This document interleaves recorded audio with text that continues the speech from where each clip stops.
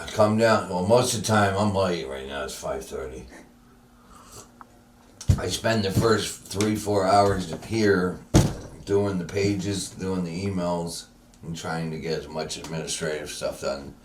Then I shit, shower, shave, and go over there and have a house meeting, and yeah. But sorry about the mess. Living high on the hog. How often do you make biscuits? Oh, so often you wouldn't even know it. It's no, whenever the mood strikes me. They're not made from scratch, so don't. They came out of a bag, frozen. But the kids will like them. They'll enjoy them. Check this out. Boys love this. Bacon jam. Huh? Spreadable bacon. They love it.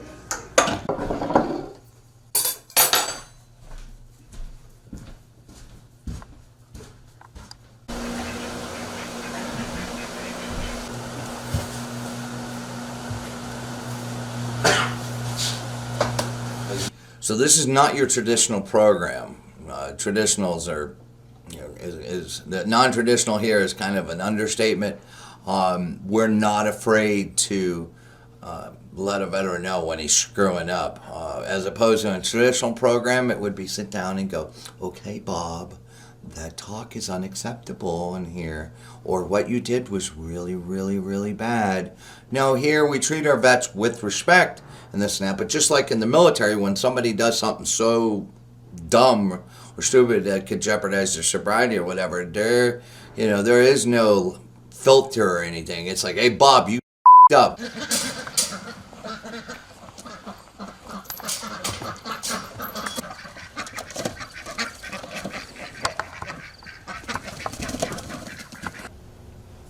I started drinking at a very young age, and it just progressed, and I became alcoholic. It was a big issue for me. It was something that was happening every day. Even when I was in different programs or housing facilities, at the last location I was at, it was still a daily thing. And coming here has helped me to get away from it. And it's been very good for me, in my opinion. Good morning, please.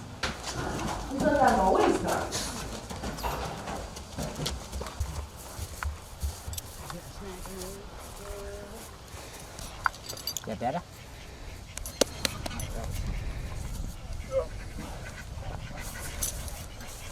Drug and alcohol addiction is not an easy thing to break, and the cycle, it can be long and brutal. So here, they're given the opportunity to relearn societal behaviors to be normal per se, a normal sleep pattern, eating habits, work ethic, all at the same time while going to one of the best VAs in the country to deal with their mental health issues or their addiction.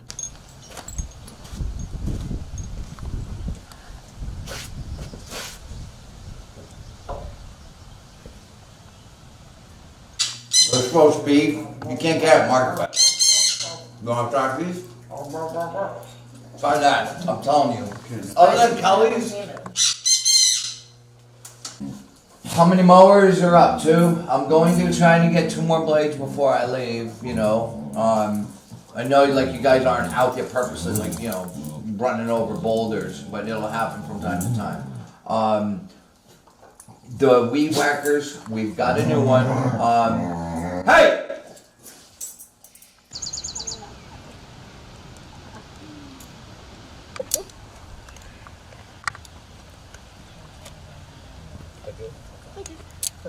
Make him run. And they've Really good on him every and they time. now When I- have the lines and they'll keep all the Yep. horses. Just My to horse. get his head on. Your horse. too. Get all that energy. Sits out. down.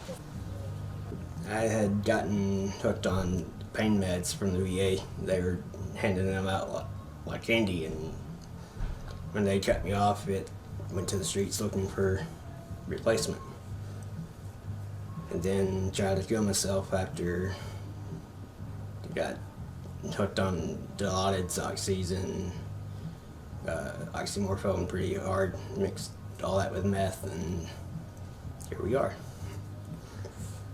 What are your thoughts about the animals being here? Did you like working with them? And Animals were great to work with. You could sit there and talk to them, and they wouldn't judge you.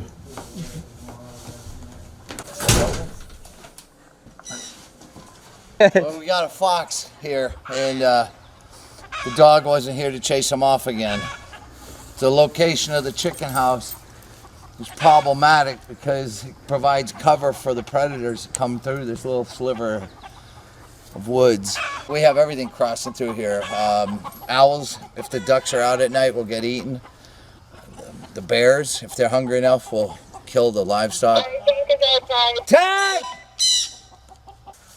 Good boy, get him! He's on it. He's on the scent.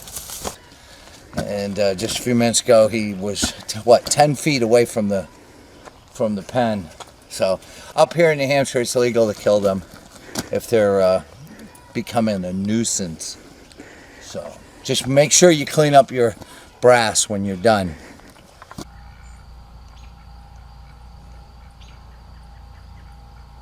And I sometimes forget to tell people that. I'm like, well That done. was awfully nice of you. Yep, there you go. You got it. Perfect. We give the veterans here plenty of rope, and if they want to wrap it around their neck, you know, we'll stop them. But you know what I mean by that is you're allowed to make mistakes here. The goal is not to make the same mistake twice.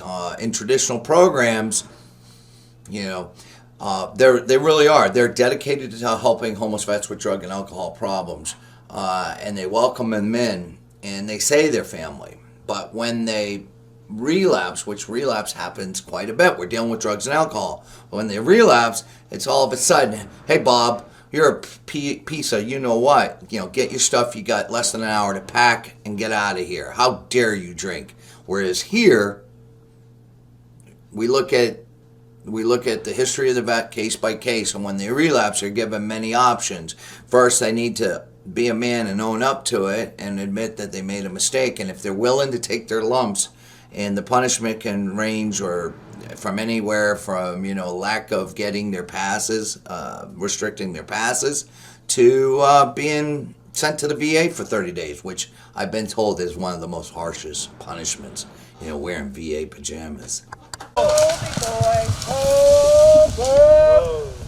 You're okay.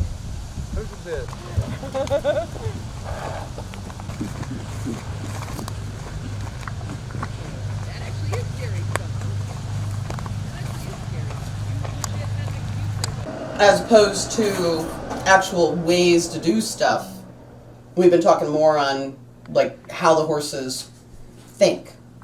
So, and today, everybody didn't ride, right? That was just a bonus thing, right? No, nobody was on Just except for Jada. Yeah. Well, normally when I get a new guy, nobody's gonna get on a horse, touch a horse, till they've been here 90 days or more. Mm-hmm. And so with him coming in, everybody's qualified with that. But we're gonna start with the basic horse handling, and he's really, really good, like you are, hands-on, before we even get up on the horse.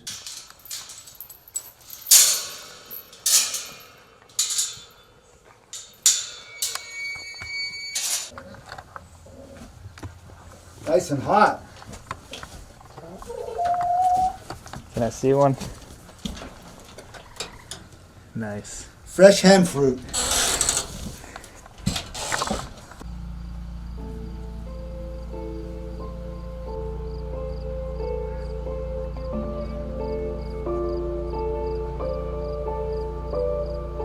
Your family, and we love you, you know, and that means through the good times and the bad times.